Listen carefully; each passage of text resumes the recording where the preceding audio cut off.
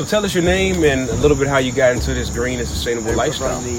I'm the corn manager for the Save Our Sky and Preserve Our Planet Corn Co-op.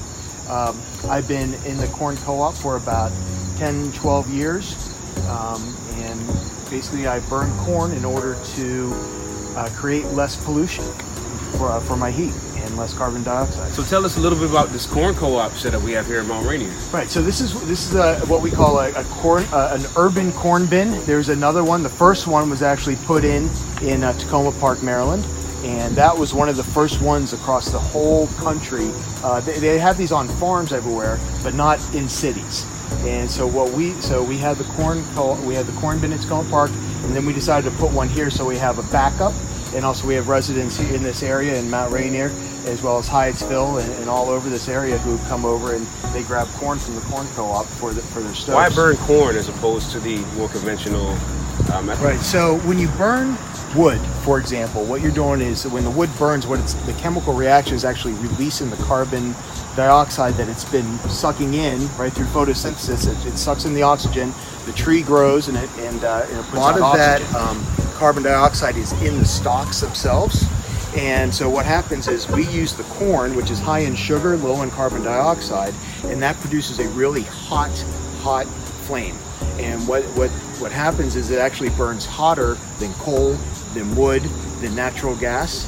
And so you don't need as much corn to use in order to get the same amount of heat. So for example, I'll fill up one bucket of corn, which is about 35 pounds, and that will burn for 12 hours straight. And I will produce a really hot heat in my house and heat my entire house. I have fans that blow it around, blow some of the heat around, and that will produce all the heat I need. And so, for $4, $5 a day, I'm heating my entire house. So if you could just tell us how the corn co-op system works. Sure. So we have a farmer up in northern Maryland. A local farmer, and he grows the corn, and he brings it down to us in a truck that's run through biofuel, and so that helps with being carbon neutral as well. And they come and they deliver the corn into the bin, and I keep track of that. And once it's delivered, and once people need corn, they drive over and they have a little 5-pound. They get the little 5-pound buckets as a measurement device. So this holds about 35 pounds of corn, and they just put the corn under here. And they put the bucket under here, pull this lever, and the corn comes out. And this is what it looks like basically. And it's just it doesn't look like popcorn. It's about 13% moisture, and this helps it burn really hot.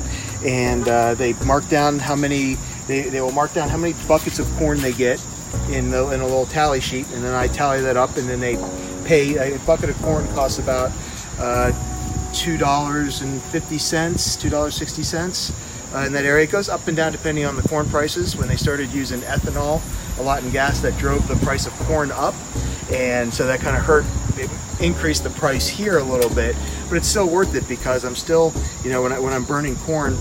And the reason a lot of people do it is because it's environmentally carbon neutral. And like I said, a lot of the carbon stays in the stalks that are plowed under. The corn, when it burns, actually releases very little carbon, and because of that, there's very little smoke. So even if you don't have a fireplace in your house, you can get a freestanding corn stove that you can just stick in the corner of the house, and with a little dryer vent that goes outside of the house, and that will work. And the corn stoves actually blow, because corn doesn't burn on its own, it needs constant airflow. It spreads the heat out to the whole house rather than just like a regular fireplace will just push, it's just hot and that heat just rises around. With the corn stove, it blows the heat out, which actually helps things get a little bit hotter in your house when it's really cold out. So tell us about how the co-op works. So what happens is people contact us, they say they want to be in the co-op, and they pay an initiation fee, and then they pay $25 dues a year, which goes to general maintenance and buying supplies or whatever else we need for the co-op in case there's emergencies. Every once in a while there could be a leak, or the bins could use a little bit of work, so that money will pay for that. And then once everybody gets their buckets and they say they want to go in there and they want to be in the corn co-op, they just come and get corn. We give them a special code where they can come in, and we have a lockbox here where they can get the key, and it's all done on the honor system. and you know, and everything works out, and we kind of know how much corn is left because we know how much weight is in each bucket of corn, and we know how much corn was delivered, and we can just do the math to figure out when we need to do another delivery or not. There's been anywhere from 40 to 60 people in the corn co-op. Those numbers have gone down a little bit, and so this year we're going to really do a big push to help people and this video will definitely help to help people learn about why the corn co-op is so good. And a lot of people don't even know this is here, which is something we need to help spread the word about. We truly believe in this system, and everybody who burns corn really believes that and knows that what they're doing is the right thing to do in order to heat their house. And it's just one more step, you know, one little thing you can do to make a difference in the community environmental wise. Cool. What towns are primarily involved here? We have members in Tacoma Park, Mount Rainier, Hyattsville, DC. We have people that come out from even, you know, way east. There's not many places to get corn. Now these days, the good news is a lot of the corn stoves are multi-fuel stoves, meaning they will burn corn, they'll burn pellets, wood pellets, they'll burn any kind of fuel that you have. Any kind of, there's a bunch of different kinds of pellet kind of things you can get. They will burn all of those. So if you don't want to do, if you're doing corn and you feel like, okay, well now I want to do the pellets for a little while and then switch back to corn, you can do that with these stoves, which is really nice. Very cool. And where can people typically get a corn stove for their house? Yeah, corn stoves are usually, there used to be one guy way up in northern Maryland, but his place closed down. But there are other places, mostly around Baltimore, in the Baltimore area, and there's a couple in Virginia as well.